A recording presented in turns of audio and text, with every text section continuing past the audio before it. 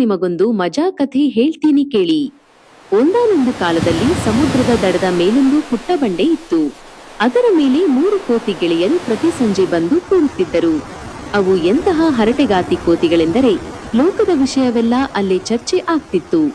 ಒಂದು ಕೋತಿ ಅಂದಿನ ಹಣ್ಣಿನ ರುಚಿ ಬಗ್ಗೆ ಹೇಳಿದರೆ ಇನ್ನೊಂದು ತಾನು ಮರದ ಮೇಲಿಂದ ಬಿದ್ದ ತಮಾಷೆ ಹೇಳ್ತಿತ್ತು. ಹೀಗೆ ಅವು ಮೈಮರೆತು ಹರಟೆ ಹೊಡೆಯುತ್ತಿರುವಾಗ ಸಮುದ್ರದ ಅಲೆಗಳ ಒಳಗಿಂದ ಒಂದು ದೈತ್ಯಾಕಾರದ ಮೊಸಳೆ ಮೆಲ್ಲನೆ ತಲೆ ಎತ್ತಿತು. ಆ ಮೊಸಳೆ ತುಂಬಾ ಹಸಿದಿತ್ತು. ಅದು, ಇವತ್ತು ಈ 3 ಕೋತಿಗಳೇ ನನಗೆ ಮೃಷ್ಟಾನ್ನ ಭೋಜನ ಅಂತ. ಕೋತಿಗಳಿಗೆ ಇದರ ಸುಳಿವೇ ಇರಲಿಲ್ಲ. ಇದ್ದಕ್ಕಿದ್ದಂತೆ ಮೊಸಳೆ ತನ್ನ ದೊಡ್ಡ ಬಾಯಿಯನ್ನು ಆ ಅಂತ ಕರೆದು ಕೋತಿಗಳ ಮೇಲೆ ನೆಗೆಯಿತು. ಕೋತಿಗಳು ಬೆಚ್ಚಿಬಿದ್ದವು. ಅವುಗಳ ಎದೆ ಧಪ್ ಧಪ್ ಅಂತ ಹೊಡೆದುಕೊಳ್ಳೋಕೆ ಶುರುವಾಯ್ತು. ಆದರೆ ಕೋತಿಗಳು ಬುದ್ಧಿವಂತ ಅಲ್ವಾ? ತಕ್ಷಣ ಅಯ್ಯೋ ಮೊಸಳೆ ಬಂತು ಅಂತ ಕೂಗುತ್ತಾ ಒಂದೇ ಜಿಗಿತಕ್ಕೆ ದಡದ ಮರಗಳ ಕಡೆ ಓಡಿ ಹೋಗಿ ಬಿಟ್ಟವು.